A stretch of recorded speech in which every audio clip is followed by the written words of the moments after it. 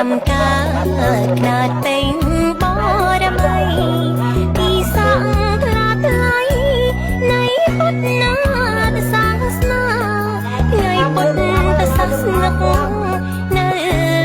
លើលោការំលឹកព្រឹត្តិការណ៍មហាសច្ចាទាំង3ទី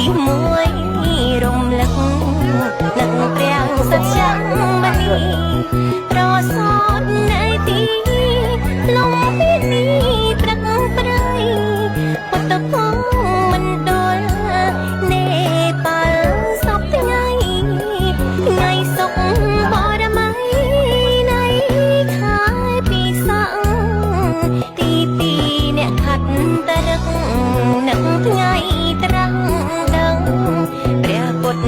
ពេលនឹងព្រះហោសា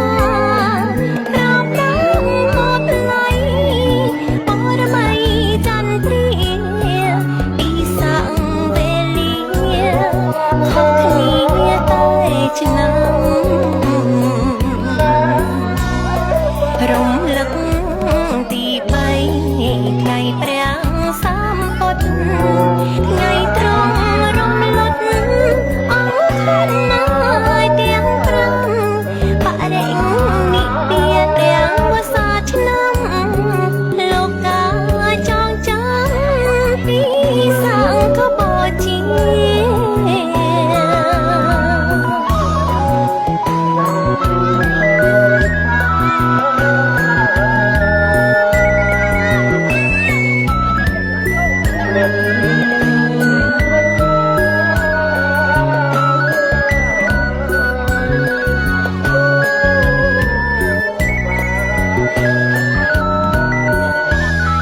ថ្ងៃ15កើត